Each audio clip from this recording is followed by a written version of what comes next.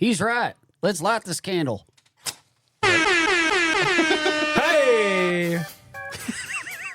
Welcome back to Bible Proof. Bible Proof. Hey! Episode 3. Numeral trace. What do we got today? Nobody Discretion. Discretion. Let's talk about discretion. Parental advisories. That's right. Actually, we have no clue what we're going to talk about. Topic unknown. Yes. Door County Candle Company, Northwood, flavor, scent. Wow. Shall we nose it like a bourbon? Local. Episode 1. Well, we're going to screw up the bourbon if we I do know. that. That's a problem. Episode 1, we talked about having a flame in the middle of the table, and Now we do. now we got a flame. There we Come go. on, Solo Stove, get We have our focal point. us something to burn in the middle here. All right. How you guys doing? Good. Real good. What's it been? 3 weeks? 4 weeks? It's been a while since we've seen each other. I think it was the shortest amount of time in between visits, though. That's true. This is going to drastically improve our visits per year. 100%. Which is the real reason we did this. That's right. We don't care about you viewers. We just care about each other. We just want a reason to hang out. What do we got over there, Ryan? Well, I believe a Wisconsin bourbon, if I'm not mistaken, the old Driftless Glen, aged 5 years. This is the single barrel straight bourbon whiskey. Let's see, we're sitting at about 62%, 124 proof from Baraboo, Wisconsin. I was correct. Does it have anything on the back? We got notes of clove and cinnamon. Join our bourbon's characteristic sweetness in this one-of-a-kind bottle. We've touched each bottle. So with 2 thumbs up, share our dream and taste the American spirit. We were just looking at the engraved thumbprints on either side, so that must be their 2 thumbs up. Let's give her a taste and a smell. Here we Why are. is it 2 thumbs? So you can hold it like this. You don't grab bottles like this, Jeff? All right. That's a good question. I think it's more of a 2 thumbs up. I would have just put like the finger imprints on either side. I think That's that what I would've thought. been Yeah. cooler Like you actually... I Yeah. felt the thumb one, and then I was waiting for the other 4, and there's Yeah. only one. to give you a legit grip on the Yep. bottle. Obviously, they're grabbing molten glass to get their fingerprints in there. True. That's definitely it. It's a one-and-done job. It's a big thumbprint. I'm definitely picking up the cinnamon on this one, but I've got the mushrooms in there as well. So, Oh, yes. Talk about your mushrooms. well, if you're They're not hallucinogenic yet. no, at least we're not not trying the to one get I high off had. of psilocybins. We got If Forest you, Floor Foods, traditional pickled mushrooms. Sick. Yeah, Are they local as well? I have no idea where those come from. If you enjoy sipping whiskey and you like garnish for your drinks, straight whiskey goes extremely well with pickled mushrooms. See, that's a new one for me. It's not one that Jeff showed me this a couple years ago. I like it with the kind of moderate level to below bourbons. Probably not going to put it with the really nice ones because I don't want to ruin that. But No. it's good with like a standard 4 Roses. I mean, Driftless Glen's good. It's not like an amazing bottle or anything. So it, I don't. Do you guys even still have them in there? I had mine with the. What do we have a tasting of? I was before? kinda hungry. Eagle Rare. Eagle Rare's a hard one to find. Probably not actually one of my favorites, but figured I'd throw one in there. They're pretty It's good. tasty. I liked it. It's good when you're a little hungry. I like the little snack. weird-shaped bottle one that we had before, too. Willet was good. Willet was good. Mm-hmm. We just had very small tastings though. Very No, just to get it started. just a taste. That's right. You know, we'll do full reviews on those at some point. So let's talk about the Driftless Glen because we haven't talked about it yet. It smells very caramely to me. You were going to open in prayer before we start was. this next episode. That's a good point. Do it to it, Lars. Remove your hats. Is Nobody's that a gonna thing? know. Should I do that at church when I I do. pray? I don't pray with hat on. They'll know. That's cool. Oh, Like a true gentleman. Now that Well, we you have our hat here. stand for the flag. You take your hat off. I think It's fair. somebody's more important than that. So All right. Dear Lord, thank you for bringing us together today. Thank you for the brotherhood that we have with 4 great guys, one still MIA. And we appreciate all that you've done for us and how we've grown as friends and continue to see each other regularly, how we always end up coming back to you as kind of one of our focal points. Pray that you will bless this evening and help give us discretion in what we say. Jesus' name we pray. Can I add? Yes. I pray that, the reason we're doing this podcast is to honor you. And I pray that that would come through. Not forced, but I hope that whatever we say, kind of as though a pastor might pray before a sermon, not that that's what we're doing, but pray that we would say words that you want us to say and words that accurately represent you to whoever listens to this. Amen. Amen. Beautiful. Place your ball caps on. That's right. Play ball. So, Driftless Glen. Anyone getting cloves? I get a little clove. It's very caramely. It's so sweet. Super caramely. Super sweet to taste. It's a dark bourbon for it being only aged 5 years. Looking at it in the bottle, maybe it has to do with how they shaped the bottle, but it looks quite dark in the bottle. And even looking at the little bit we got here in the glass, still looking, that kind of has that dark caramely hue, which you can taste. Look at those legs. Wow. Look at them legs. Is that a wine thing? It's a wine thing. Sorry. It's all good. It's gonna become very clear very quickly that I'm not a connoisseur. But hey, it tastes good. Did you say cinnamon? I did. I could buy it. Maybe it's because the mushrooms in there. I don't know. No, I rinsed my glass I feel out. like there's a bright forward taste to this, Yes. if that makes sense. It goes right to the nose. It's kind of one of those, like more classic bourbon, very caramely, got some obviously oak, almost molasses. Matt, anything else from you? You guys covered it pretty well. Very nice. I think it has a very sweet finish. It has a bright front end. Right. It's one of it. What was the proof on this? We got 124 proof. Yeah, I was going to say, Which it I does wouldn't have not called taste. that. I wouldn't have said that. It's a little warm as far as the bite goes, but it you can tell that it's mellower as far as for that proof. How you That's a They significant have amount. usually this is in big bold letters. I missed it. Cask strength. there you go. I saw 124 when you said that, and it didn't quite hit me before. And I was like, that sounds a lot like a barrel proof or a cask strength. And I was like, it doesn't even say it. There it is right underneath. So it is a cask strength. Nice. I like it. It's tasty. I've had some other people that do a lot of bourbon tastings. I'm and they kind of have glad you didn't not pour me a been- lot Yeah. because this would go off the rails fast. Well, the standard Driftless Glen that you pull off the shelves in the liquor store is not that.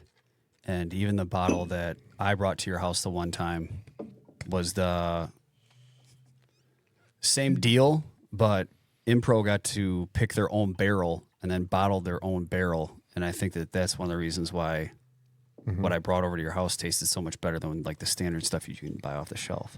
Oh, at the liquor store, you're saying? Yeah. It was a store pick. Yeah. Yeah, my brother. So my brother's in liquor industry. He works for kind of one of the big distributors in Wisconsin, and he gets to go down often to do the store picks for his representative stores. So he goes down and actually selects the staves and is part of the crew that actually selects the flavor profile. When he needs a guest. That sounds really fun. He hasn't know. taken me yet, so Can we have him on as a guest and just teach us about he would, liquor? He would teach you That all would kinds. be He's, really Tastings cool. with Mike. yes, he's very I've done them knowledgeable. before, and they're good. Yes, That's cool. He's probably supplied you with a few of the bottles here. I bet you They're if we a hit filter. up Driftless Glen, they'd let us do a podcast there. They're not too snobby. They're not too big yet. yeah, that's That'd true. be cool. How many subscribers do you have? Us 4? Hey, we got 4. That's right. 4,000? Oh, 4. No, but the bottle that I brought over to Ryan's, like, Episode 1 was only released today, I believe. this Yes. just So, dropped. Yes, so we're recording dropped. number 3 and dropped number 1. Yep. I Celebrating. promised that we could edit them and go through them together, and then said, nope, And I I just said, sent it. nope. Said, all right, It's what it is, guys. see what I said. You can go to Driftless Glen though and pick out your own barrel. Yeah. And that's what these guys at Impro did, and then they had it bottled, and then sweet. they slapped their own sticker on there, and we were all gifted one It's awesome. after National Night Out, and that's because. And that's this? I'd Or heard, is- no, okay. but it's similar. It's Yeah. gonna be it was gonna be a barrel, or you said cask strength. Yeah. Same Yeah. thing. Yeah. Barrel proof, cast strength. That's hard to say. Delicious. That'd be a good warm twister. up tongue twister for this. Barrel cask proof. strength, cask strength, cask strength. Got to get that second K. Yeah. Also, it was bottled by Eric. Big shout out There's to only Eric. one Or K. that K. Shit. Eric, Spelling, right. Go on. Eric, who? Eric, ERIC, in Baraboo, Wisconsin. So, hey, Eric, if you're listening, thanks, buddy. Good job. We did something special today. What did we do? We made a little tour about half mile down the road to the original Smoker's Rock. The original. Did some Smoker's Rock. reminiscing there. We were It was quite nostalgic. quite depressed to see that the rock was a little smaller than we thought. Tall tales, but it was probably close to as big as this table in terms of width and length, maybe a little smaller, but about half the height. So it was a little shorter to the ground than we remember. We're thinking it just probably sank in the mud there, but You have to think, though, that legends are always much bigger yes. than, So it's a 7-ton rock. it is the biggest rock you've ever seen. But we went back there and we tried to do a Brought in little. by it was actually brought in by a glacier in Ice 1000 Age. BC. Yeah, that's right. Placed There's some exactly mammoth tusk marks on them. like a tabletop on two other pillars. It was a respectable rock, okay? Yeah. It was a nice rock. It's a nice rock. It's a nice That's a rock. nice boulder. That is a nice boulder. I like that boulder. Took a little photograph though That's of the not four a of us boulder. to try It's and a rock. It's a rock. took a little photograph to try and what is it for again? It's for the Little- the cover page for the YouTube. Cover page. So if you see it and it has the rock, If you it see might four be dudes from today, around a rock on our pages, unless we want That's to the edit it rock. to a smile. Also, we're We not a did, band. As much it as does- that looks like we might be a band, we're not a band. Could be. We might. We could be a band. It'd be fun to be a band. I couldn't all be right, part hit of a it. hit a but note. We'll do a triad and let's go. Let's do it. No. Seven Bridges Road. There are stars. Beautiful. Yeah, right. no, the rock was cool. It was nostalgic to be back there. was good. I do recall now that there weren't very many gatherings there. Yeah, so mean- I thought about that afterwards. Jeff was definitely not at the first one, unfortunately, because I don't think we knew you. Because we had not had our very interesting meeting that we talked about last time or the first time until probably after the first Smoker's Rock. Bummer. But But due to my Oh. level of intoxication at the last one, He wasn't at that one either. and I remember and actually yet there's I was another- at every single one. yeah, he was always there. Jeff was an original member. That's right. I actually remember my wife telling me that you were slightly concerned to hang out with us because of you were concerned with how much we drank. I was, Yeah, and then I ended up getting even drunker though we than didn't. everyone. Yeah, even though Yes. we didn't know each other or how much the other person drank, but I just remember that being brought up, That's awesome. which is what made me realize you were definitely not at the first one. Yeah. But I then, think if I made a comment like that, I was more so just being like, I don't know if I'm going to be able to keep up with these guys. It was more yeah, so, yeah, probably that. I'm not gonna be able to keep up, but keep up you did, and you had a grand old time. And here you are today. Look at me now. Drinking bourbon. I have a thought for Matt. Episode 1, we talked about Lent. We did. What were you doing for Lent again? So for Lent for me was going to be many days of traditional fasting, which means like no meals or one meal right before bed, like in a small meal, right?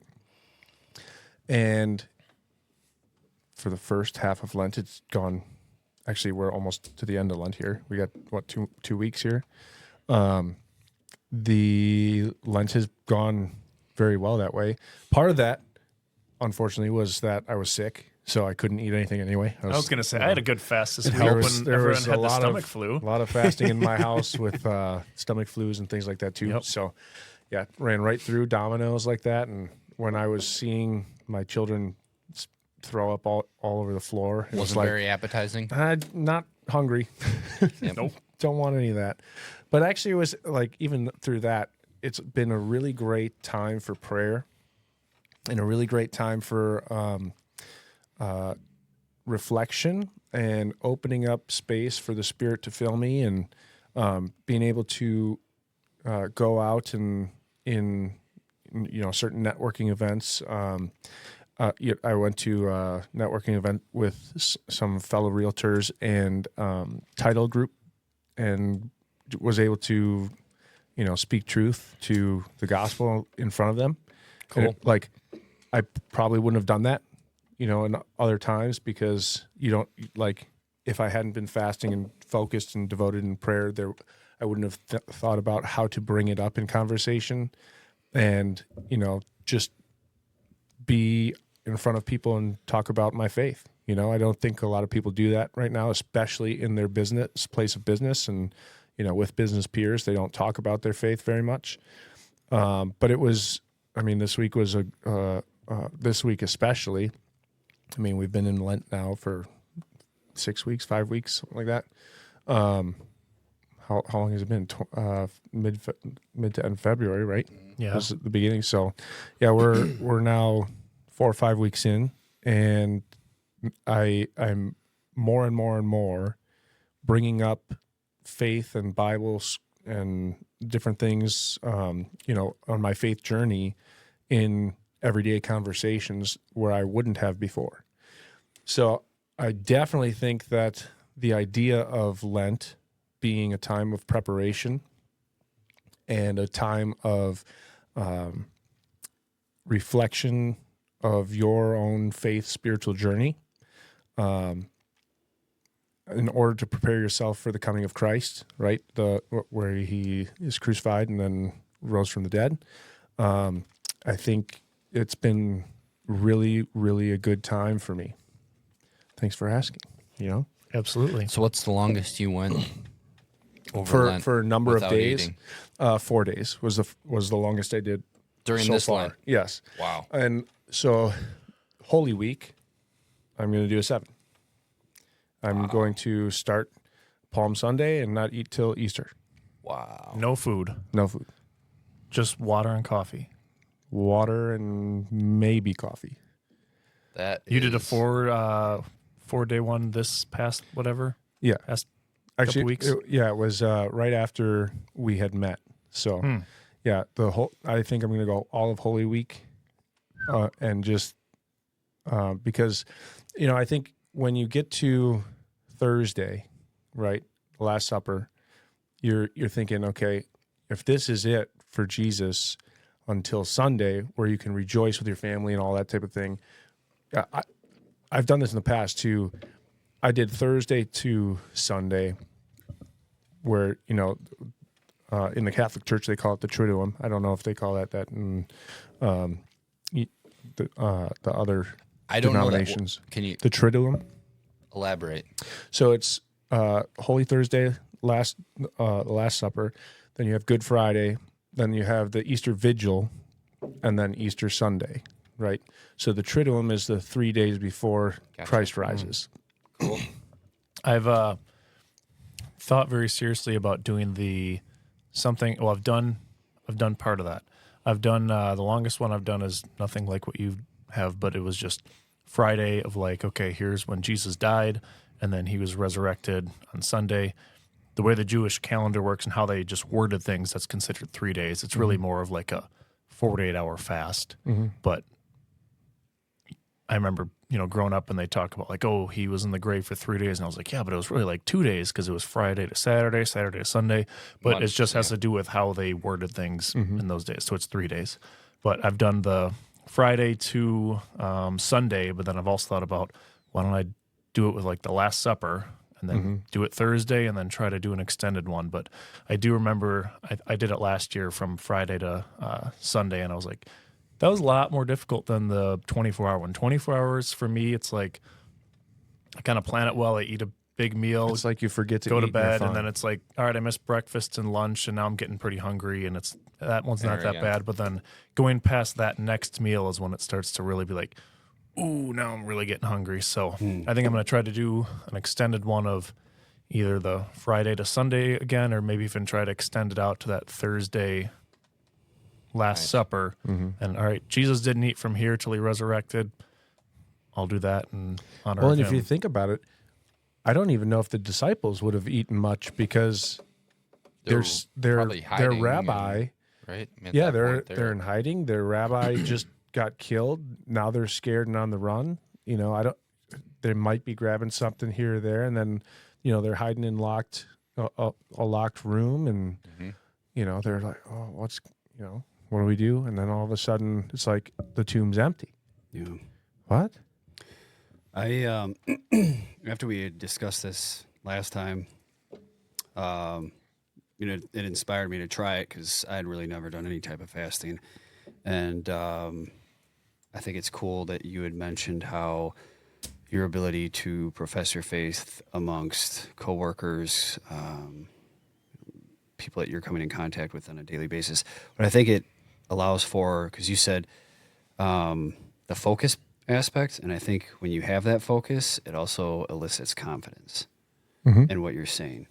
Because if you're focused in on what you're saying, you feel better about how you're presenting it, how it's being received. You feel more confident in the way that you're portraying it. And I wasn't necessarily in the same position, but from a focus standpoint, because there was a couple days where I kind of did it how you just described it, where I wouldn't eat anything all day, then I'd eat something before I went to bed. And I did that 2 or 3 days. And it was also beneficial from the standpoint that the wife and 2 kids and I, we went to a water park over the weekend, and eating just was absolute garbage. And so needed that reset. And then coming back and fasting and having that reset, I felt so much better just from a physical standpoint. And one of the things that I'd asked you, Ryan, too, was just with regard to working out and not consuming the calories. You said you're going to feel like you're not getting as much out of it, but you're going to be able to get through it just fine. And I did. So that was. Yeah, I it's think not your as words, much of Ryan, were a buzzkill, or your words were, it's part of the suck. Sure, right. Sure. Yeah. Just making it part of the suck. So it was an enlightening experience, and I just I'd never really given it too much thought, but then when I found out how much you guys, or I guess how often you guys were doing it, I was like, I should really give this a try. So if you guys are going to observe, I don't think I'm quite to your level yet, man. I don't think I can go all week, but I'll hop on the Thursday through Sunday bandwagon. Should we all do a Thursday to Sunday So at least? Matt can do more. Yeah. I wasn't going to say anything because of the whole verse that's like, when you fast, do not let your left hand know what your right hand's doing. right. That's how it goes, right? Yeah. But we're talking, it's Yeah. not like we're bragging about it, Correct. right? We're talking about that as a topic. I tried it for the first time. Nice. Just like Jeff did. I did 23 hours.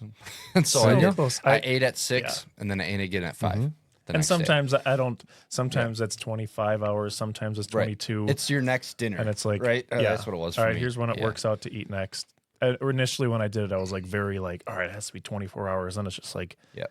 now I'm just going hungry for a little bit longer. It's not- and it's making things not as good with the family or good So with you know what's- work at wherever I'm doing it. You know what's kind of crazy is we're talking about 24 hours, acting like that's a very long time to I not know. eat, and it's really not.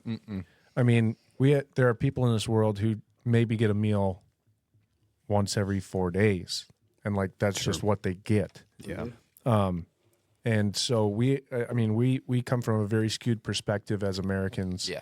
That food it's more behavioral than necessary. Dude, my agree with that. To hop on that, like I'm probably the biggest example of that. My food is my crutch. Like I don't get it from alcohol or anything else.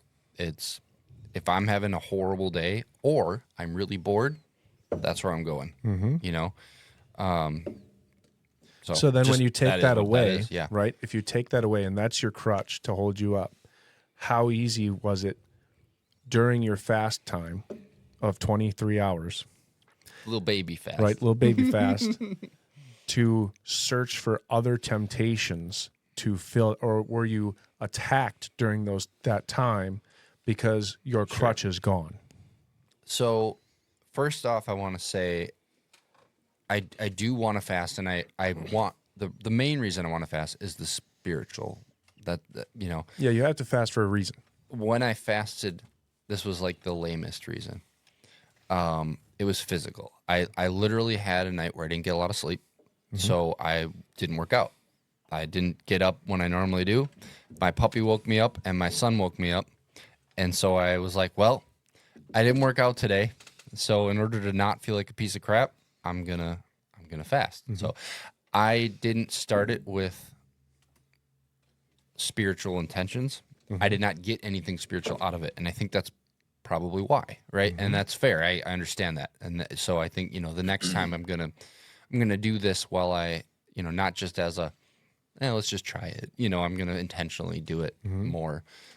That kind of goes into what I was saying, how like when you fast, try to take that time and not just be like, ooh, I have all this extra time, but try and take most of it or a good portion of it to pray or read the Bible extra. And then I think you're going to see a lot more fruit come from that than if you were just doing it because, and then you're just like, I'm just starving myself. I'm too busy to do anything. Exactly. And in no way am I saying like, oh, it didn't work. Like I the reason I don't feel like I got anything spiritual out of it is because I didn't put anything spiritual into it. It was a physical thing, but I can start to see maybe this, because I have trouble linking, like if I'm not eating, how does that make me feel closer to God, right? I want to see the nuts and bolts of that. Like, how does that actually work? So what happened to me physically, right? And again, I'm not saying this was like this crazy, long fast or anything, but like 10 o'clock or so, I got into, I don't know. When I did the carnivore, I felt the same way. I have a lot of nervous energy, and I'm always moving and tapping and whatever. That disappears when I don't eat sugar or don't eat. I just mellow. Like no distractions, no thoughts bouncing around, no like ADD type thoughts or anything. It's just one track, So it was and that was a physical thing, and I wasn't, I could see how that would lead you into being able to focus on something like what you're reading or your prayers or something like that, big time. So what does that say about us as Americans and everybody having ADD? I was going to say that too. It's sugar, dude. Like we have so much like our body's response to everything we eat all the time. We're high carbohydrate, high processed food, and we eat pretty cleanly in this group. I mean, for the most part, all of our families eat. But I eat a lot of foods carbs and stuff. But like, yeah, and carbs are sugar, and so and I eat ice cream almost every day. Like that's my typical, right? But like us as Americans in general, we have ADD, undiagnosed because it's just how we live. I mean, we're like do this. Oh yeah, do that. Do this. Oh, I'm bored here after 10 minutes of doing this, and let me go find something else to do, right? And when you take all of that away, there's a clarity that comes in, right? So that's what I was thinking. Okay, and so it was physical for me, right? Like it was, and it was weird because I did carnivore last year for like a month, and I remember midday, like I don't think my body does ketosis. I think that when I don't get, I don't think that's how it works. and I don't challenge get a choice. that. I'm pretty sure when I don't eat carbs, I just don't get energy. so that although you're a pretty lean guy. It's weird though, because that came right back. Like that came right back. I was like, oh, this is exactly like 2:30 when I don't eat any sugar. But in a way, there are benefits. I think I wasn't quite.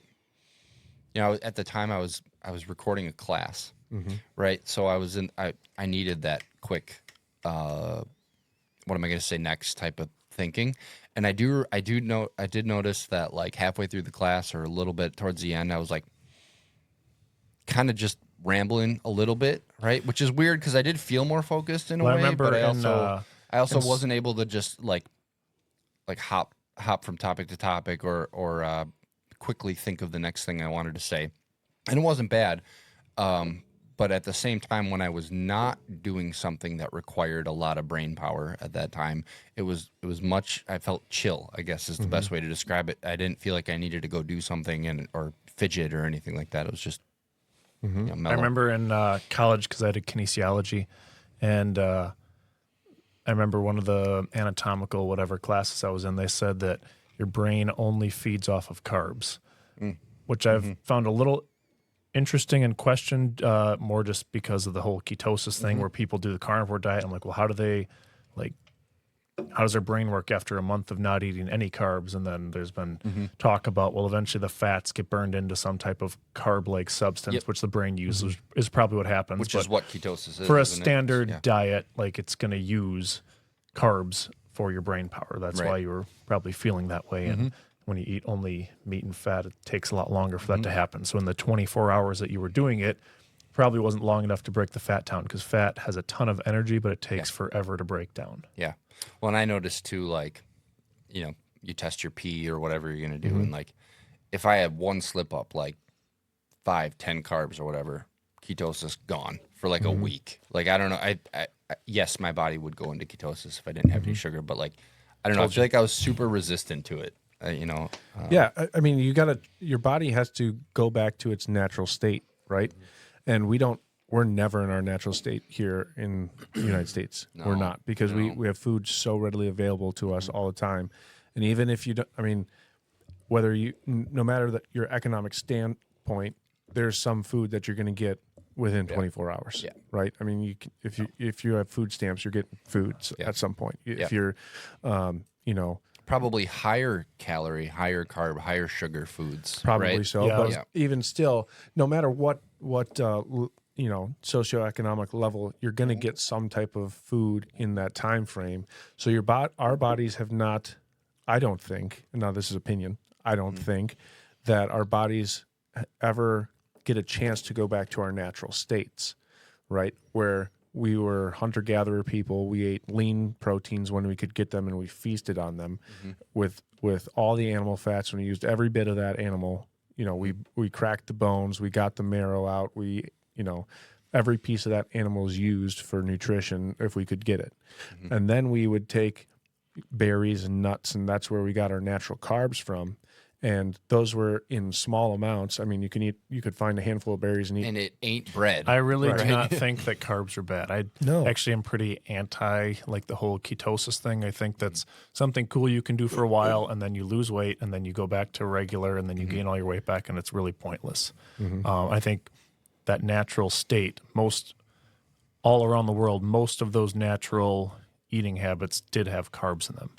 It's just, the problem is not carbs. Carbs are so bad because carbs are Fritos, Doritos, gummy worms, everything sugar. Yep. I've been on, I was thinking of this earlier when you were talking about the ADHD thing, where I've been on various calls where there's kids that are just losing their mind, going nuts, and then the parents are like, oh yeah, they have ADHD, blah, blah, blah, and this, that, and then I look on the top of their fridge, it's just all sugar cereals, Cheetos, Fritos, everything processed in the house, Pop-Tarts, candy, all they have in the house. And I've even, like, there's studies that show that it is incredible what that does to kids, man. ADHD, or is the cause of probably most of it. Like ADHD meds are the most overprescribed meds in the country. Yep. And I've thought about it and tried to tactfully bring it up before of like, hey, they think there's a lot that shows like kids eating this can ramp up their behaviors, like all the Red 40 and everything. And That's the dye I was going to, it's Red 40. There's right? a lot of bad dyes, but that's probably the most popular one. Yeah. So I've brought that up to people, but then similar to what you said with the poverty stuff, they're like, well, this is all I can afford. And it's just like, I mean, that it's sucks. true. Well, I that don't is know. true. I don't know the That's answer very for you. true. It's true. And you're not going to go it's- buy everything organic if you're struggling. No. Right. Yeah, there are ways to get by and make it happen. I mean, but in the way our society works, I don't think we have given most people the opportunity to eat cheaply with, really healthy, good food available to them all the time.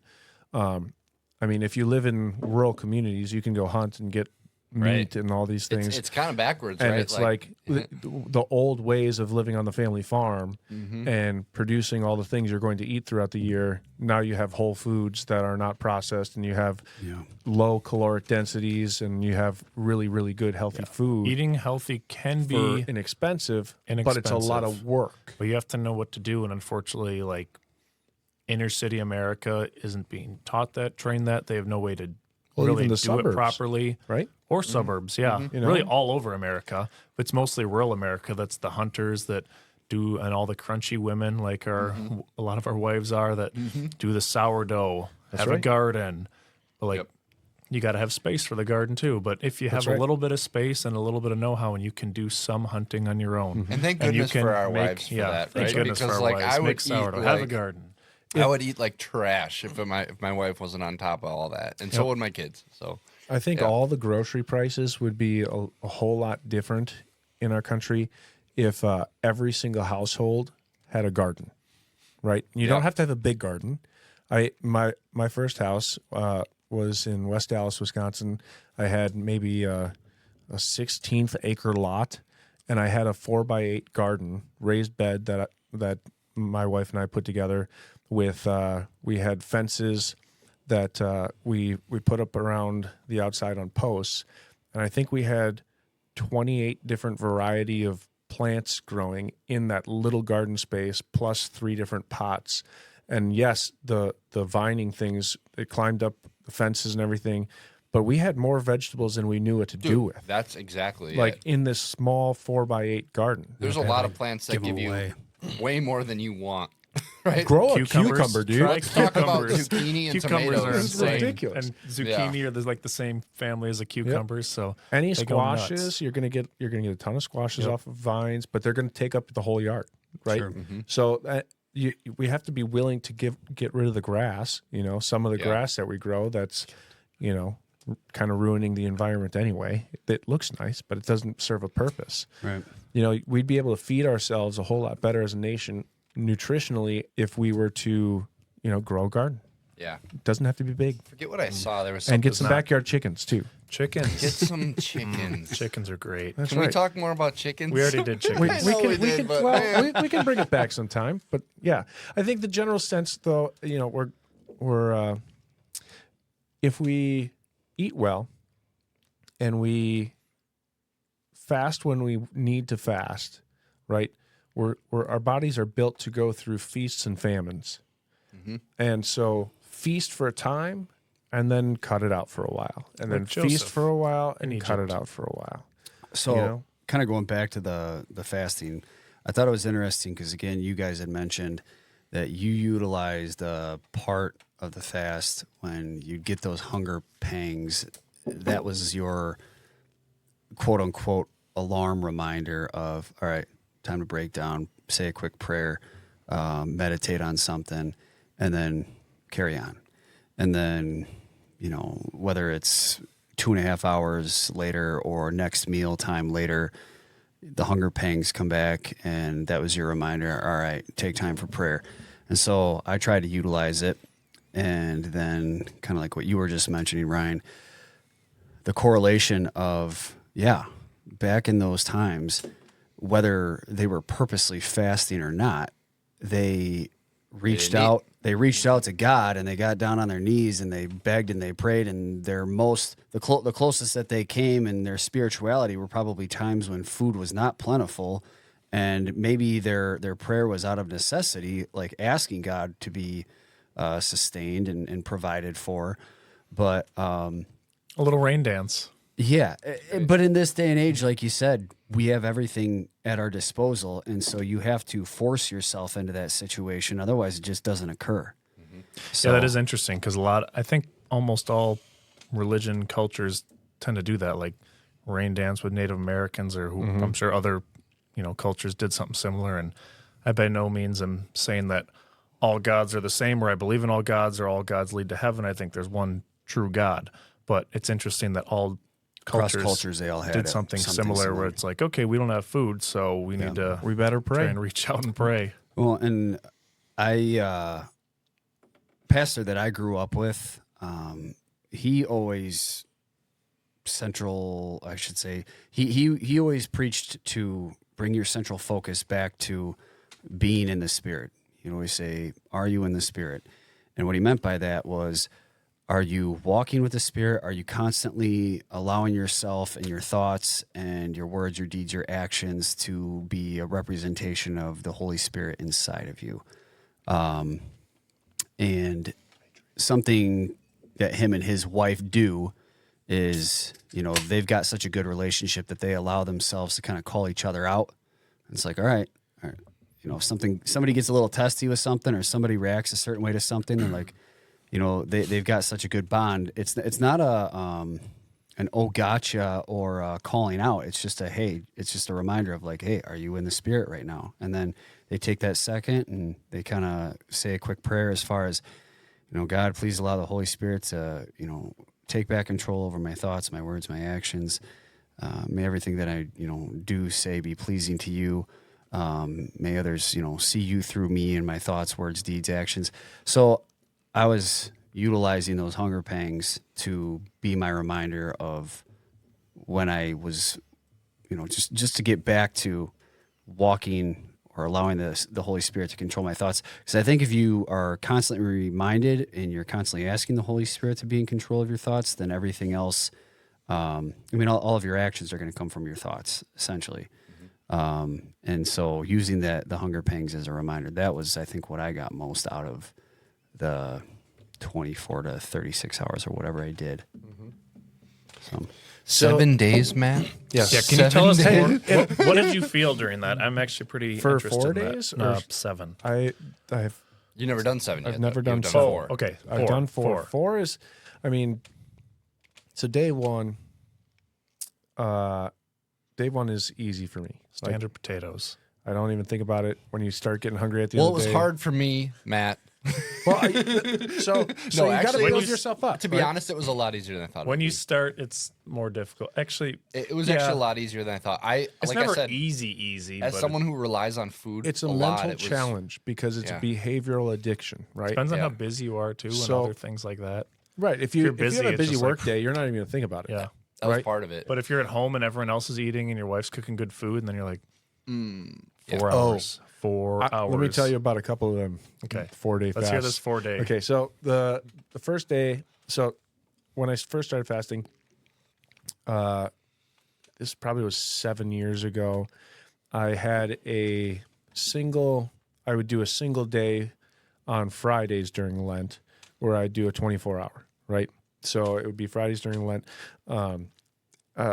So Catholics only eat fish on Fridays, that type of thing is the only type of like sustenance, that and bread and water and that type of thing. And so on Fridays I said, okay, I'm not going to eat until dinner. I'm going to have fish for dinner and pretty light meal and be done. And that turned into, okay, well, if I can do it on Friday, I can do it Wednesday, right? Well, if I can do it Friday and Wednesday, I could probably do it Thursday and Friday, right? So the journey was 1 day, one Lent, and then it was 2 days during a different Lent where I did Wednesday and Friday. And then I went, off Lent season because I was in the fitness industry at the time.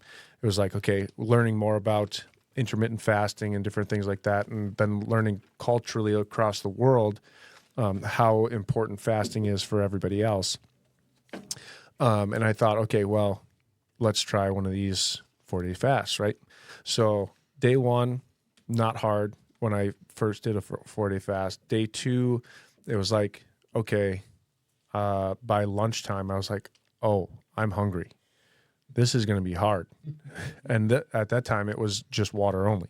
I was like, and so I was going Coffee through. can be helpful. You're just like, Oh, man, I'm just going to have a good cup of coffee. Let that. It takes away half of what eating gives you. Yeah, I feel like let when me you drink just coffee. simmer in caffeine this is a one big suppressant. cup for like an hour and just. Right. There's stuff in coffee that is appetite suppressant. So it actually helps, and the stimulation from the coffee, or the caffeine, gets your energy up to think, oh, I don't actually need that. Pretends you have energy. Right. So if you drink a bunch of coffee during it, great. Now, I was addicted to coffee at this point I was drinking 2 pots a day when I started this fast, and I was like, okay, I'm not having anything but water. So by day 2, I was like shaking from caffeine withdrawal.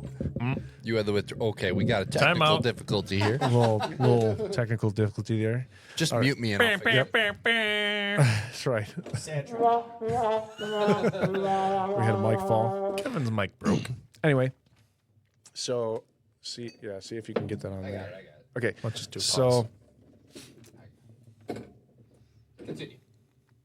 so on the second day, I was starting to go through withdrawal symptoms. I had major headache going on.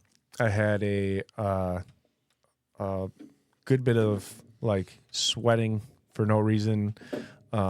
Towards the end of the day, I was starting to get a little shaky. And I was like, oh, this is so bad. What percent of that is food versus caffeine? I think all of it was caffeine. Because, again, I was drinking 2 pots a day. I was getting up at 4:30 in the morning. I was at the gym by 5. And then I was closing the gym at the same time. So I was, getting out of there at 8:30, 9 o'clock at that time. So I was like all day. It was a long day. It was not great. And then, so it was, I think most of it was coffee withdrawal. But then, like, there was, like, the first bout of severe hunger at the, like, my perceived at that time, severe hunger at the end of the day. And it's interesting because it's all That was day 3? That was day 2. 2, okay. So, but it's all about perception at that point, because at that point, that was the longest I'd ever gone without eating, right? And again, there are people across the world who go, 2 weeks of no food, and there are people who've done, It's like working out. When you do your Right. first whatever type of work, if you do your first CrossFit workout, it's going to be the worst thing ever. yeah, Which is why I don't do them. Jeff likes them. But it's going to be horrible. And then the more you do them, the easier it gets. So, or any type of workout, really. First time running. yeah, absolutely. So, and really, that goes along with anything. The first time you do something, it's gonna be hard and scary and all this stuff, and then the more times you do it, you realize that you're hardened to it, right? So by the end of that second day of my first 4-day fast, I was like, oh, I'm so hungry.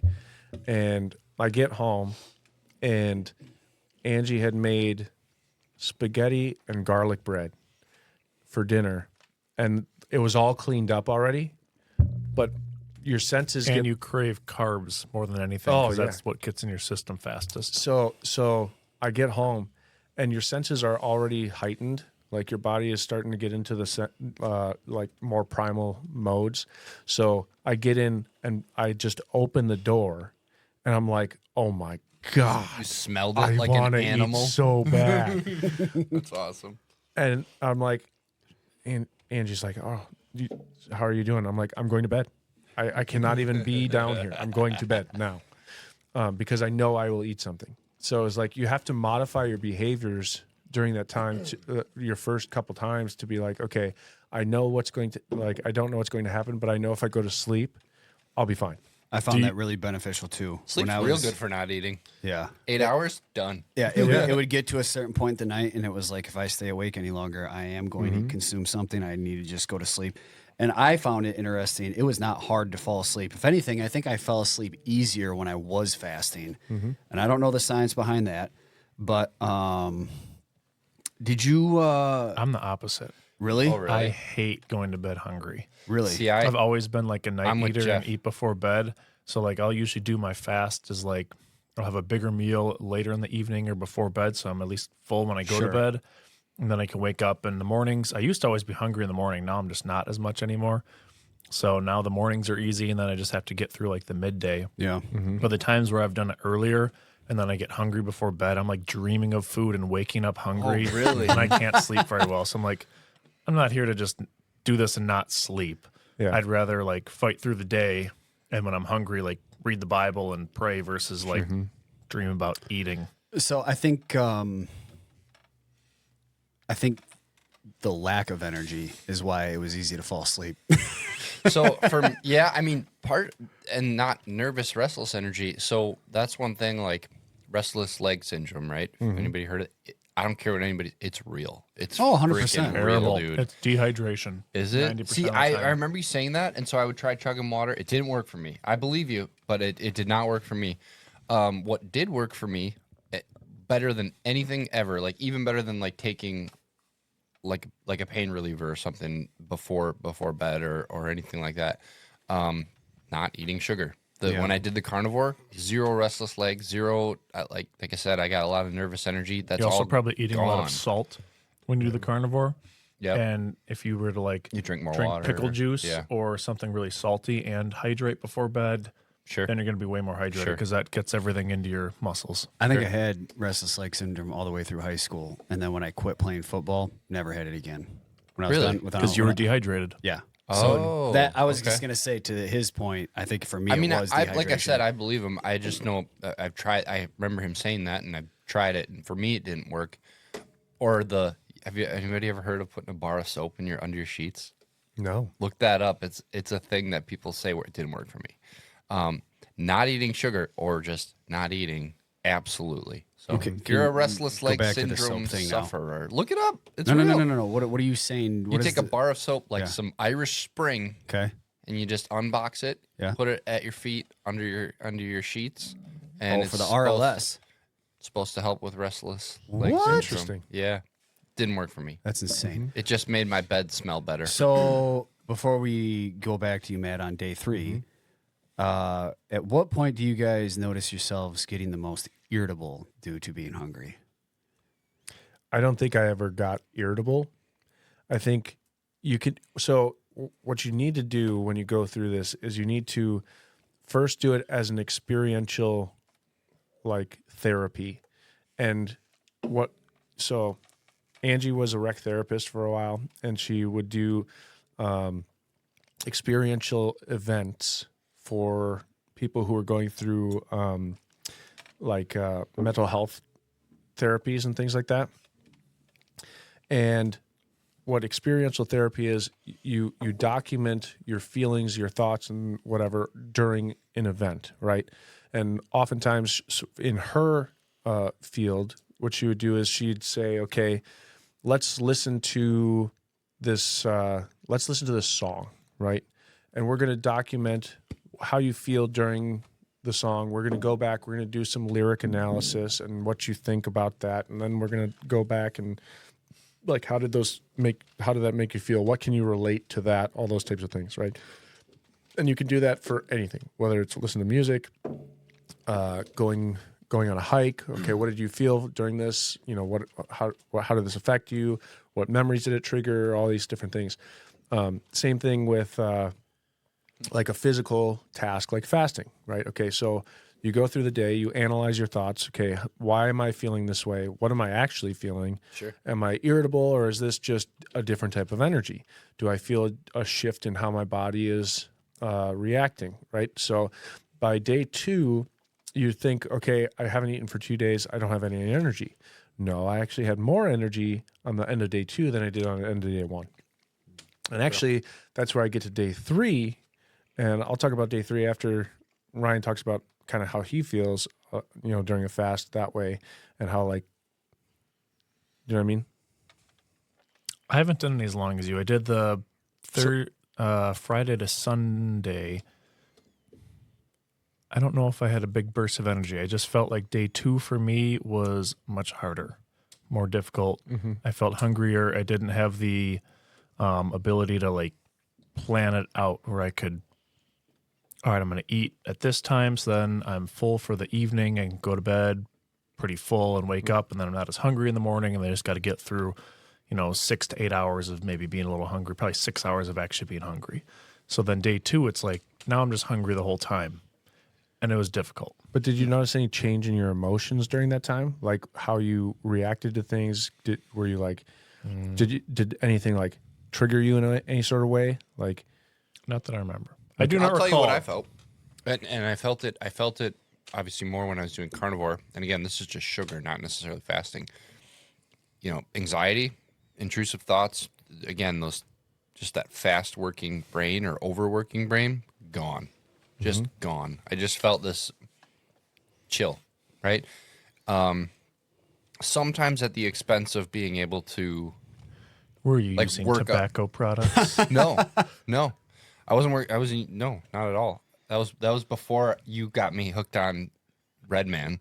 Which is so funny because I hate tobacco I buzzes. know, and then you got and me. then I like cigars, but I obviously don't inhale them. But if I do, I've had times where I've been at Matt's house and me Sleeping on the couch. Yeah, me, Matt, in the and his fetal wife were position. in the front porch, I gotta lay down. and they were all just blowing smoke at me, and I was just like, I hate you guys. I need to lay down, so I just passed out for an hour and a half. So I still do not like. I'm at the point where I can have a little bit of a tobacco buzz, and it's okay, but. I think we said the story last time we went hunting. I was like, hey, we should do a Red Man. And then Kevin just got addicted immediately. Okay. In my defense, I do that when I'm here and I do that when I'm up north, and that's it. And maybe on work trips. That's, so I wouldn't call it addicted, but I do really like it. You also have that positive association with it, though. Well, that's it. It's like a thing that Family I of do when I'm smokers. having fun. Do you think having a family of smokers, your brother, See, dad, I don't think I got the addictive personality from them because I'll have three of these or whatever, tonight. but not the addictive personality, not but do need you it. think that you being around that so frequently, you have like a built-up tolerance, so it's already I at the don't- point of like enjoyable immediately? Maybe, but I don't like cigarettes. Like actually I did like, So he actually likes I've cigarettes. smoked cigarettes once in my life, and I smoked like 6 in a row, and it was amazing. And then I never did again. So why did you say I don't thing, like is, like, he cigarettes? likes I guess them, I I do like. don't like them. I just Okay. tried it once and I did six straight, and it was awesome. Let me amend that. I don't smoke cigarettes. I think I would love cigarettes, but I don't. I don't know, whatever. You don't need But 'em. anyway, I don't need them. I mean, there's a science behind I addiction. thank my too, mom though. for that. I thank my mom for that because she's the kind of person, like when I was a kid, I remember we'd be at a bonfire or whatever, and she'd smoke like 2-3 cigarettes and then just be good. And I know a lot of people can't imagine, they can't they're like, how can you smoke 2-3 and then just give it up? And that's kind of where I'm at. Like I can chew And your tobacco grandma all night. Remember, we were growing up, and I remember your My dad's mom, grandma Phyllis. Phyllis. Yeah. And you're like, Grandma Phyllis said that if I don't smoke a cigarette till the time I'm 18, then I get $100. Yeah. There you go. She died before I was 18. So Son of a. I really wish I could get that $100 now. I never get to catch it. Oh well. I I do remember that though. What's interesting is along with the cigarettes, so I think I've only ever smoked non-American spirits like 4 or 5 times. Every other time that I've smoked cigarettes, and the only time I smoke cigarettes is when I'm hanging out with my buddy Peter because he was a chain smoker back in the day, and so he uses the opportunities when him and I go out to smoke cigarettes because he's not around his wife, and as long as his wife doesn't know, then it's okay. So I'm sorry, Peter, if someday you end up listening to this. Peter's and You mean Peter's wife? Yeah. What's Peter's last name, Jeff? No, I'm just kidding. I'm outing him, but I smoke American spirits with him, and it's a nice little buzz and zero like tendency to want to go right back to it. And there was even a time where like I was keeping the pack in my car for the moments that we would go out, so And that you he didn't he didn't have to take the chance of like his wife coming across it. And yeah, I had zero temptation. I think that's a blessing because there's a lot of people I don't think can do that. I plan on never smoking a cigarette my entire life. You haven't? You're disgusting. You've never for you, smoked man. you never smoked a cigarette. So I commend you for that. I will say though, I feel like American spirits is very similar in what I've smoked when it comes to like smoking pipe Like a little tobacco. Swisher pipe Sweet tobacco. with no grape or strawberry flavor. No, that's not On even the a next Swisher Sweet. I would episode just of say Bible it's- Proof, Ryan smokes his first cigarette. No, honestly, I would compare it to a flavorless pipe tobacco is what I would compare it to. So, and because it doesn't have any of the additives. I mean, you think What's like the other one? My brother smokes Winston's, and maybe they're lying, but they just say tobacco and water. That's all they put in it. Which it's got paper around it, so doubt it. But but I mean, how many chemicals do they say is in the average cigarette? many. 2,000. Come on, we all went to But that's- elementary that's- school. How Rat many? poison. That's anything you burn. Sure, If you it's burn a it, carcinogen. it's true. going to end up having chemicals. Sure, That's true. Right? All the Gonna have- gases and all the it's gonna things be in a it, it's gonna have- carcinogen. Yeah. So, Back to day 4 with you. So Matt. anyways, day wait, three. I just We're want to day say three. one Day more three. thing before it, I will say this, as someone who's had some anxiety stuff, that's an out for, I bet, if you're really struggling, try not eating for a while, not in an unhealthy way. Cut sugar out. Because it for me, there was not going to be a chance. That whole month that I was doing carnivore wasn't going to happen. I was just very much more level-headed. Mood being up and down was not a thing. It was just mellow the whole time. So anyway. In no way is any of this medical advice, by the way. By the way, absolutely. We are not physicians. We are simply relaying what has happened to us. That's These it. are all personal We experiences. barely have our bachelors. We graduated. Speak for yourself. I ain't got anything. Any case, Kevin works on heaters. Yeah, I work on heat. I fix heaters for a living in Wisconsin. yeah. I did just do a tune-up on my furnace. My furnace is running top notch right now, which is great because we have the mega storm coming Monday. So That's right. That's right. Still need to get you some burners. I can't remember the name of the comedian off the top of my head. He's fairly, again, kind of like we were talking about bands. Like he's been around for a while, but he's just now gaining some traction, gaining some notoriety, and he just came out with his first Netflix special. I watched it the other night, and he has a whole bit on why we need to bring cigarettes back. Yes. And why cigarettes should not be banned from restaurants, and why it shouldn't have the negative stigma around it. That's awesome. He tells one story about how he's like, cigarettes saved my Thanksgiving on more than one occasion. He's like, you talk about Aunt Donna, she contemplated life over the course of 3 Marlboro Lights. Dude. And, she'd go out on the porch instead of losing her mind. Yep. And, she'd just put it back together, come in, and we would have gravy. That's right. Dude, there's Hey, if they have a second prohibition, that's what we'd be saying about bringing back booze and whatnot. right. Because a lot of good conversations happen over a good glass of bourbon or whatever the it may 6 be. cigarettes I smoked, without sharing too much, there was a very deep topic that needed to be discussed. And I was with a friend, and I sat down and I said, Shane, my brother had an entire carton, and I got the carton, and I set it between us, and I said, smoke with me, Shane. And we talked. And Well, you think back to history, smoking was a big part of culture forever. yeah.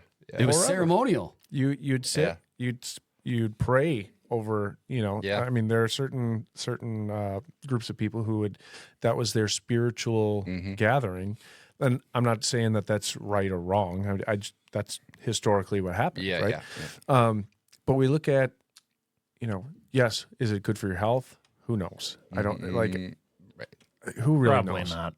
Who really knows Too much of too much of anything is bad for your health. There's right? plenty of centenarians who smoke a cigar a day, right? This is true. I think cigars and cigarettes are very different. Right, but what you're smoking, how you're smoking it, probably makes a difference, right? But in any case, the idea of having communal gatherings and having something that may elevate or make the experience more enjoyable or more mellow or whatever it might be, I don't necessarily think that's a bad thing, right? No, I think there's more than living as long as you possibly can. And I think that's where gatherings like this, where we're eating summer sausage, we got some Fritos because the corn is supposed to bring out the bourbon. Did we just talk about Fritos on how horrible it is? Here's our bag of Fritos. We do. Right? That was one of the reasons I said it, because I looked at it. Yep. Almost everything we have here is homemade and homegrown and some type of meat, etc. Except the vegetable. Fritos. And damn it, Except the Fritos they got 4 ingredients. They were right. brought up last minute by Jeff's friend, and they said, well, it's a good little snack because it's made of corn, which is what bourbon's made of mostly, at least 51%. And it kind of enhances the bourbon. So we gave it a try, but I don't remember what I was talking about. Oh, Derek Stroop. Derek Stroop is the name of the comedian. So go home and watch his Netflix special. It's pretty good. But the point of life is not to live as long as you possibly can. The point is to live a good life and glorify God and bring others to God. And if having a few bourbons or a few cigars can make that experience better. I've heard of retreats where it's like a men's retreat, and they have people, men, that are just there, and it's just like nothing's happening, and then they bring out a beer tent. And everyone goes and lines up, and before long, everyone's having a few beers, and everyone's talking, and everyone's actually having like a communion. Like, men are not women, and women are not men. There's We a need reason different why the things, wine was and- at Cana. Okay. Yeah. You have a party, you have some wine, right? It's there to loosen you up and let you let the conversation flow, right? And so someday we're gonna take this out to my land, and we're gonna do a men's trip, retreat, buddy. A field trip. Yes. and we're gonna do like it's Bourbon gonna by be the bonfire. That's right. We're gonna do a whole deal. Wow. But it's gonna yes, the men's retreat is something that we're gonna get into. I think at some point where we're it's gonna be a large group. Bring all the I would all the love it. guys out, and we're Love gonna it. do very traditionally masculine things, and which will Yep. be shooting guns, drinking Amen. bourbon, Amen. Chopping smoking cigars, amen. Building chopping stuff, wood, talking about the Bible. We're gonna take large logs and build furniture with them. We're gonna mill them and do some like crazy old school And stuff. also chopping wood absolutely. And chopping wood. We're gonna chop wood and carry water. But for real though, Good book, by the way. chainsaw therapy. Oh man, that is a thing. Oh, Like, yeah. you know how don't they have like rooms where people can pay to go in and just break stuff? Like, Yes, smash just- rooms. Cathartic. go help someone cut down a tree. Yeah. It is amazing. Yeah. Again, not Moving medical logs. advice, but like for me, awesome. Moving logs. I mean, Personal primal advice. stuff. Day 3. Hey, coming back. Thank you for Ryan roping us Yeah, back in. keep us on task, Ryan. Will you? I got it. I got the whole next Ryan's question. I got a arrows on my paragraph little sheet there. of paper here. I Okay, drew a, day a 3. little spider web. On Day mine, 3 so- started really easy. By day 3, I'm not hungry Interesting. I was wondering if that would What? happen. at all. Because not to start if you do the day. a very, like we talked about previously, if you do a very long time of not eating, you go through times of immense hunger, times of not hunger, again, immense hunger. Wake up, not hungry at all. Get the day going. By the middle of the morning, feeling a little lethargic, and then came the first bout of immense energy and focus. What? Oh, like wolf Enter hunting. ketosis. I don't know. Yes, a part of it's you go through waves of ketosis, but it's like hunt mode. Wow. Okay, I have to like you get this wave So your of body's got like it's like, hey, this is the last resort. You got to kill something. You need it. let's get you ready well, for it. Get you ready Yeah. because day 4 is wild with that. But Bro. but day Your 3 HGH is probably 4,000%. well it's so interesting because in studying all this through health and fitness, you do go through after day 1 your testosterone increases, your HGH increases, all of your 1,000%. all of your hormones change to back to primal instinct things. Come on. No joke. And then Let's and then it go. just amplifies and amplifies and amplifies, and you get to autophagy, and your body starts repairing What's that? itself. Wait, what's that?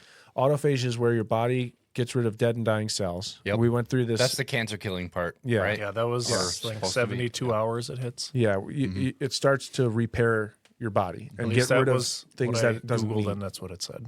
Yeah. Yeah. No, it's a real thing. And Doctors, they are not. I mean, if you listen to Dr. Peter Attia, he has a whole book that talks about this type of stuff. Cool. And he talks about fasting all the time on his podcast, and he was part of this a show. Can't remember what the name was with Chris Hemsworth, where they did a 4-day fast on it. And I talked watched about that. all That was stuff. Limitless. There you go. And it was a great show. But he talks about all the different stages of a 4-day fast and how it can help your body and all these things. So go and watch that too. It's good stuff. But the interesting part about day 3 Chris is Hemsworth, our next guest. it'd be awesome. It'd be so cool. It might or might not be Brandon, but yeah. Could be. I'm going to tell him to work on his Hemsworth accent. only Australian. strictly as Thor. Yeah, I was just Come in gonna with an say, Australian He's accent. gonna come show as up as Thor. Thor, dude. Oh, There you go. In costume. He's Oh gotta, my He's got to gosh. wear a costume too. We got to get video going then, man. but he can show up as the Thor in the bathrobe. yeah, the fat Thor. Oh, that'd be awesome. Anyway, so middle of day 3, you get hit with your first wave of like intense focus and energy, and it's like, I want to work out. which I did, and it was awesome. That's cool. And How was your workout? it was great. I mean, it was a weight workout. It was. Where you're like you were able to do the same amount of weight. Oh yeah, same no, reps, it was same stuff. It's because I mean, but you're still training. I mean, whatever level of training you had, Yeah. you're still at that level of training. It's not Wow. like you got. I have weaker. a guess off of my little kinesiology personal training background of I wonder if that's the point where your body's really kicking into your fat storage and using that. And you now have there's a lot of energy sitting on our bodies that you're not used to. because the ATP made from carbs is like whatever 4 per gram and or I'm making up numbers. And then it's like for fat it's like 200. It's something in that Really? realm where it's like way more. But it doesn't get to the brain. It probably does eventually, but it has to really be broken down. So I bet your There's body a is whole at lot the of point where it's physiology there that burning up a lot of the fat stores, and now you have a lot of extra energy that you didn't have on day 2. Right. So you get through that part, and for me, I did a hard workout, weights and sprints on the Airdyne bike, and so then I was completely depleted of any energy afterwards, and I took a nap, Cool. and then Reasonable. I woke up and I was super hungry. But that was, I mean, so that was middle of the day. I took a nap, woke up. It was probably 3:00, super hungry. I'm like, okay, well, I got it. I'm gonna get through the rest of this day. I'm gonna just pound water, drink a little bit more water than I normally would to get rid of like that empty feeling. That made it to the mics. That was awesome. The first fart, everyone. That's right. The inaugural There it is. fart. That was You're awesome. welcome. See, this is a men's podcast. Parts are still funny at 34. That never goes away. It was pretty squeaky too. It was. I was actually really When trying to you make it are, silent, or should I just see just what go for happens? it. And I just When saw you're what happens. when you're a let 'em rip. 3-year-old boy, farts become funny, and They never stop. they never goes away. Until Let's it get off these wooden smells really chairs. bad. Not bad. When it smells bad, it's not funny anymore. It's a 2 out of 10 Well- smell. 2 out of 10. Okay, well, If it's yours, it's Depends still if you're the funny. farter. that's right. That's right. Do you know about the courtesy sniff? You know, you owe us all a courtesy sniff, What does that right? mean? So courtesy sniff, you farted in a room, right? And you typically it's the rule is if you're like in a car or something where the whole car gets stunk up. Now you owe everybody else in the room a sniff of a fart. Wow. Ooh. Sucks to be you, Ryan. I gave you guys a nice one, so Do you know Well, what about, it's- do you- be gentle. It's a fairly this big is a room, term I too, so made it's- up, so you might not know. Do you know what about a pilot fart? No. Okay, this is if you're in a spot where you don't want people to know that you farted, you let out a tiny one that you could maybe blame on something else, sample. or just a pilot fart, like in, you know, Like a TV show. just exactly. You just let out a little test, right? A little test. preview. And it's enough where like people are like, is that? I don't know. Maybe it is, maybe not. But then you're okay. If you smell it, you're like, okay. We're gonna back things off a little bit. No more of that. You know? But if no one notices, if you don't notice, then There you you're go. free to go. You know, you can let it go. And then you try it. Having known you for 29 years, I don't see you having He's many never done this successful pilot farts. He's always just let it go. Well, when I'm with you, I always just let them go. But you know, no, I shit my pants. yeah. See, I can imagine that Also- Smells situation. like pumpkin. I can imagine that situation, and you know, you test it out, nobody says anything, and then you just let it all go, and then Cindy's like, oops. you know what? I wasn't gonna say anything the first time, but I don't know who's doing this. You better knock it off. Now. Ooh, the blame shift. Also, Matt can attest to this, I'm sure. I like how our the more- conversation went from really sophisticated. Way to go, Ryan! Right off the rails. Way to I go! thought you were That's the all one it supposed takes to. when you're You were the one supposed to keep aged us on 12. topic, man. Oh boy. So the more like blame opportunities you have in the room, like you have 4 kids, right? So Oh, yeah. you fart and Angie's like, "What is that?" You can be like, I don't know. One of the kids.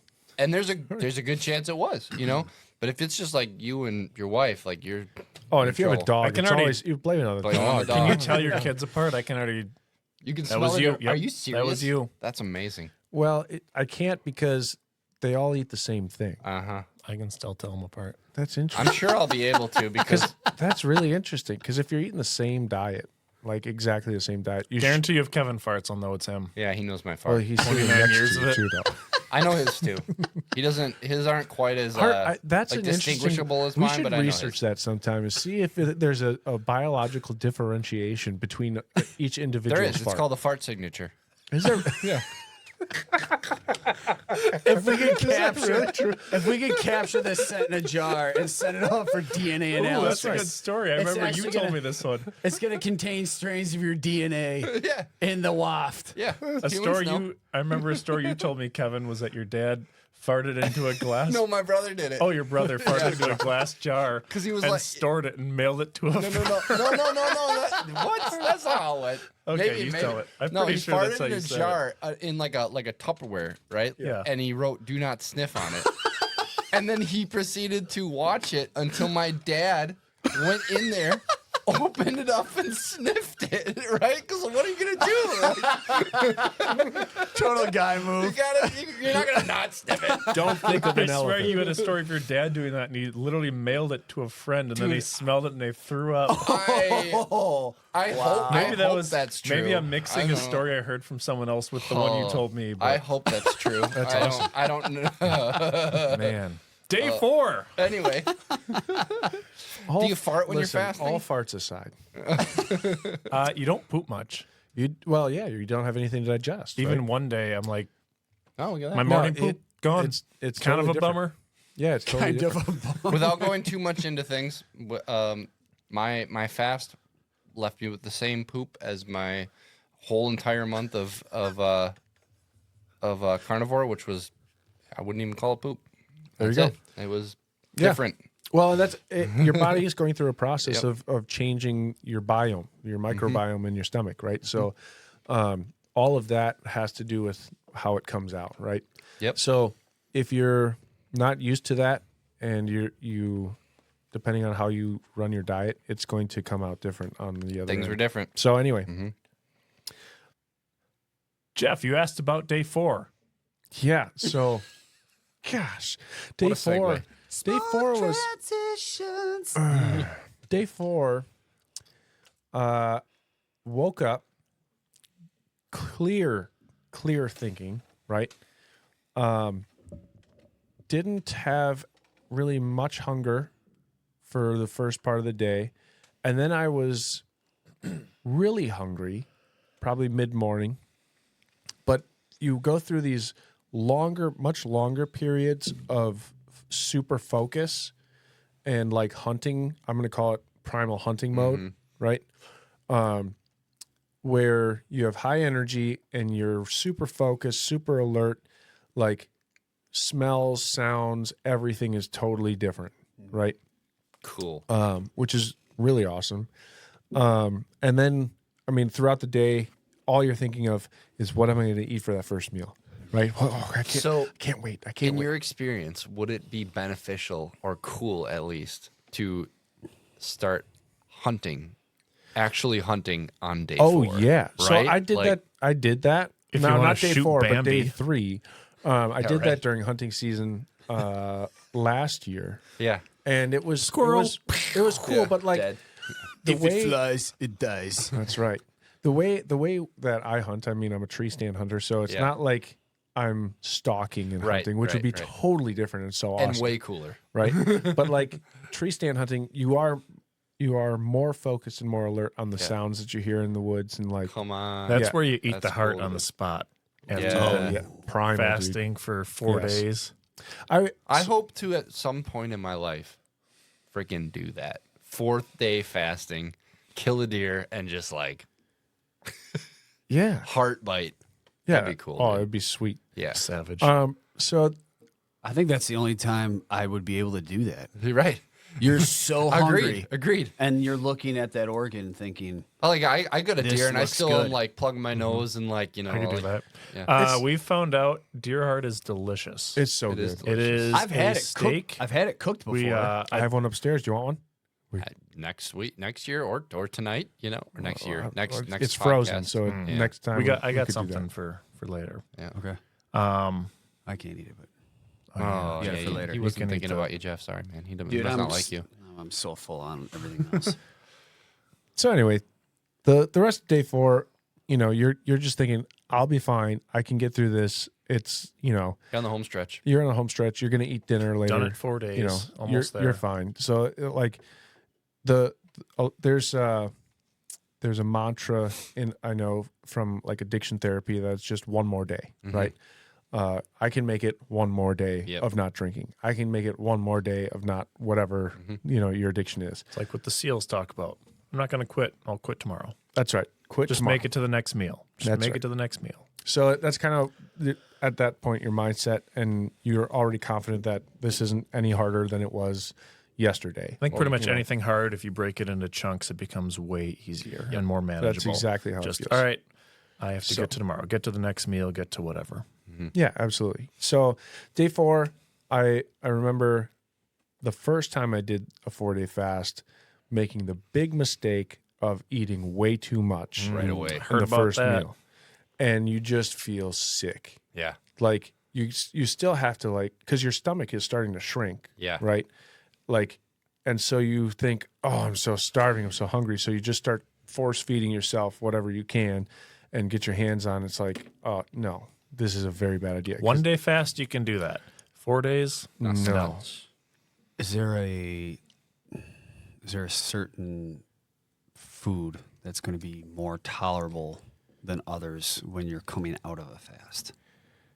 I don't know. I haven't tested that, but I would say Let's that say excessive you probably gummy just worms is bad. Anything super but for real, like anything that's going to break down super fast, and you just eat all sugar, that's probably not going to be good. You But just probably- keep So it no like pixie sticks. have an apple and some thinking back to eggs like and meat. I don't know. primal thinking, right? You want to have something that's a whole food that is going to be, a quite natural situation. So Stick of butter would be bad. Your tummy would vegetables, hurt. Right. fruits. Eat a berry. But I Eat a think carrot. that's why that bite of that deer heart would be so satisfying. Oh. Because Oh, I yeah. think you guys see The Revenant, Till you get a ventricle Yeah. stuck between your teeth. Well, So don't in- bite that part. but in The Revenant, when he hasn't eaten anything, and like after he basically lit his throat Oh on yeah, 'cause fire he to get the cauterizes it. Yeah, yeah. and then he comes across that Native American, and the Native American is just eating this thing raw. I think Yeah. it was a deer. And he just hands it to him, and he hasn't eaten in such a long He's time. like, "Yep." He starts biting into it, and he yaks right away. But then he takes another bite, and he eats it, and he's fine. Yeah. I feel like protein in its purest form. Oh, yeah. Is going to be the best thing for you. You're Oh, referring yeah. to the documentary The Revenant, based on fact? I'm just talking about the Leo movie. Dude. Hey man, it was a good movie. Okay. It's a good movie. That could be true. So One thing that I sidebar. Sorry, Yeah. I saw that come out in theaters, and I was working second shift at the time, and I knew it was nothing that Jordan would ever want to watch, and so I left work, and there was like an 11:30 showing, or maybe it was like an 11:15, and I flew there. I get there, I'm the only one in the theater. Heck yeah, dude. I had the entire theater to myself. I got a big old thing of popcorn, and I sat in that theater and I watched that That's movie amazing. completely by myself. Then I walked out at like 2:30 in the morning on like a Thursday. did you keep your Yep. pants on? Yeah, I got my pants on. Oh. That's good. We took them off. and neatly folded them in front of the. Just yeah. get comfortable. You got the whole theater. Oh, I thought you were going like the Pee Wee Herman route with that. Like, Ooh, Leo. ooh, bear. Wait, what? Yeah, and I remember like walking in the door that night, and Jordan like kind of woke up, and she's like, "What time is it?" And I'm like, "It's late." She's like, "What time is it?" And I'm like, "It's like 2:30 in the morning." She's like, "Where were you?" I said, "I went to the movies." Who'd you go with? She's like, "By yourself?" I'm like, yeah, it was awesome. I'm a grown man. I can do what I want. Dude, I want to do that sometime. That's She cool. rolled over, and then the next morning she's like, "Why?" And I'm like, I had wanted the to whole, watch a movie. I had You the know, whole we place to myself, and I knew you weren't going to want to watch this." We forget we have free will. Don't we though? You can do what you want. Don't we though? You know? Yep. Jeez. All right. Lent talk. Matt, I've never done Lent. Have you, Kevin or Jeff? No. So I was going to say this is kind of an interesting topic, I think, because we come from, I believe, 3 different denominations. Matt is homegrown Catholic. Jeff's Lutheran. Was I was grew up Lutheran. Baptized Episcopalian. Grew up in an evangelical free church, and now I'm Lutheran. Okay, Jeff's unknown, Cool. but yeah. That's What would you consider yourself now? The American Bible Church. yeah. Right? Yeah, Kevin and I are more non-denominational background. the fake pastoral site, whatever that thing's called. Yeah. Because I am ordained. A minister. Yeah. Are you really? Yeah. That's cool. Congrats. I got that garbage certification offline marry for somebody. $75, and then I married my wife. You did marry your wife. I married my sister and brother-in-law. Nice. Yeah. That's cool. But I thought that was kind of an interesting thing to bring up of how we come from different backgrounds, but obviously they're all Christian. The denominations have their differences, and I'll believe something that maybe is a little different than something you believe, or maybe not. I think I've never even heard much that's different that we've talked about. Right. But From a belief standpoint, it's not. It's all about what you do as an outward profession of your faith. right. Well, And- it's about the and this- gospel. I think the gospel is the core of any Christian denomination, and if you agree on that, the rest is I think it's all on how you it's observe. less important. I think it's how you observe the sacraments, and I think it's how you also from a celebratory standpoint, and then the number of holy sacraments. See, when you say sacraments, probably me and Kevin, because I know I'm like, what are the sacraments? Your baptism, your communion, your I mean, I feel like Catholics have way more than Lutherans. Even. 7. Sure. There's 7 Catholic sacraments. Yeah. So it's for, and you're testing me because I'm not like anyway, baptism, your first reconciliation. So your first confession to the priest for absolution, your first communion, Confirmation. So we're at 3? confirmation. Then 4? then you can have marriage, Cool. holy orders. Okay, so that's getting into becoming a priest or something like that. You can, and then number 7 is anointing of the sick. Cool. What does that mean? So if you are sick, there's a blessing ritual that you can go through. You get anointed with chrism, and basically it's a kind of a healing ritual, or a prayerful for spiritual healing for a physical ailment. So like if you have cancer or something, you might go to the anointing of the sick service. Yeah. And I think one of the probably main differences is there's a lot more ceremonial stuff in Catholicism, where I think the non-denominational side would be more like, we'll pray for the sick, but it's more of just like a bow your head and pray what you feel. Right. And I think it's kind of a cool thing that we can come from these different backgrounds, and I'm kind of interested to learn more about.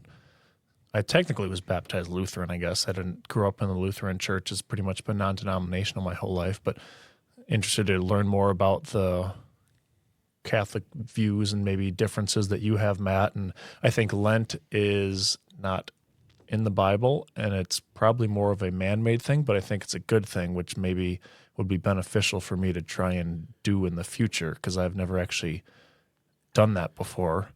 And I think this is probably a topic we'll go into on many other episodes, but we have the same essential beliefs. We believe that there's one way to heaven, which is through Jesus, right? Mm-hmm. You were saved by grace through faith, period. Mm-hmm.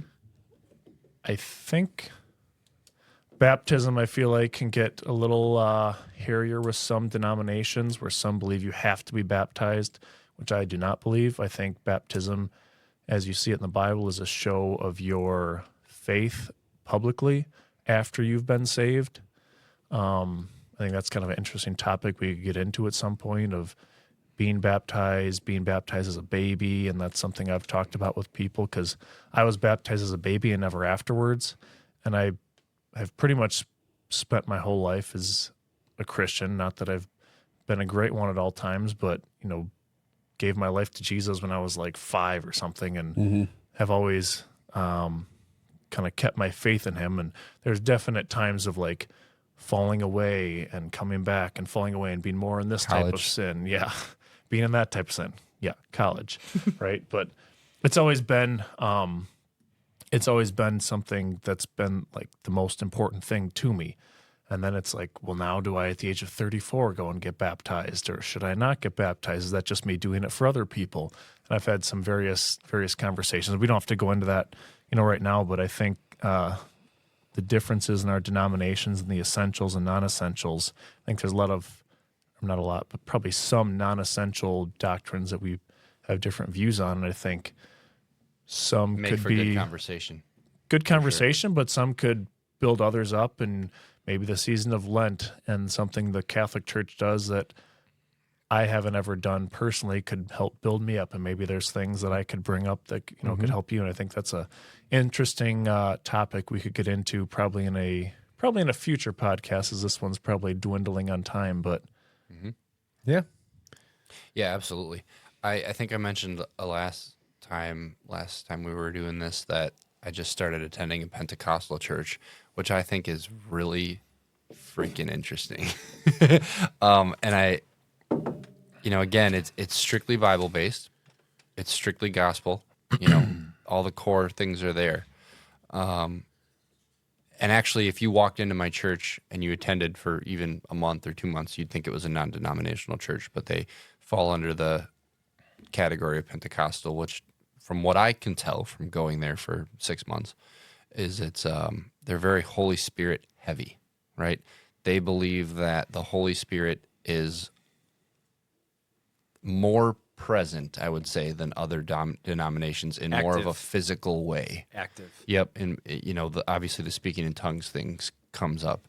And that's one of the ways that like the Holy Spirit would manifest itself. So I love that because I could, I'm not an expert. Like I said, I've been going for 6 months. And I think that even non-denominational, like that comes up, like gifts of the Spirit and speaking in tongues. And I don't think a non-denominational church, at least none of the ones I went to, would say that that's false.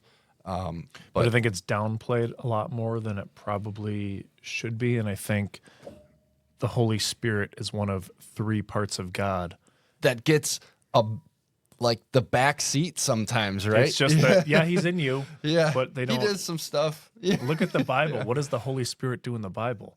Yeah, and I think there's a lot, especially in Acts. That is, crazy. I think there's a lot that is I not think being Acts, tapped into from what I can tell, probably the non-denominational church, and probably most churches. And I think because it's you quote on the surface, it's weird, right? It's not what our modern day like surface level Christians would be comfortable with.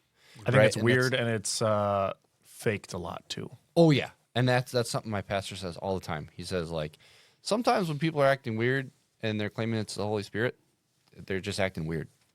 So, but yeah, it's a topic I'd like to dive into. So I think our next Bible proof here, we dive into that a little bit deeper. For sure. Because I have a few thoughts we could bring up. Nice. I like it. Good. I just started as a police officer, and there's a Pentecostal church in Muskego, and I happened to walk over to City Hall, and they were like doing some sort of prayer walk around like municipal buildings. They were doing a Jericho march. They were pulling a Jericho. Nice, dude. Did they have trumpets? And I came across them, and I had no idea who they were, where they were from, what they were with. But they asked if they could pray for me. And I said, yeah, absolutely. Like, thank you. And they immediately formed a circle around me and started praying and speaking in tongues. Yep. And I just stood there in the middle of this circle, not knowing what to do, while all these people are just... Dude. I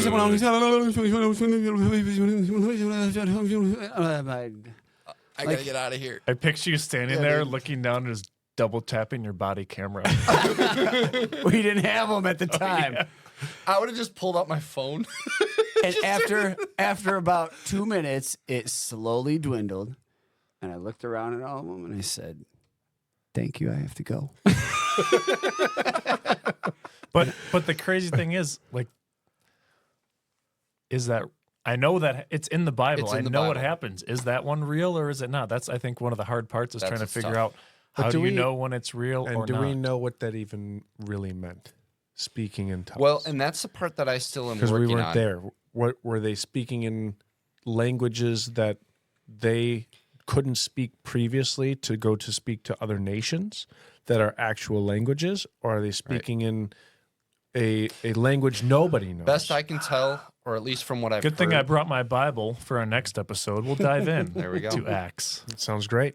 Best I can tell it from what my pastor has said. Or not. Sorry. You know what? We're not done. No, we'll save it. We are never going to finish this We'll thing. save it. Save it. Save it, Kevin. Gonna hijack this episode.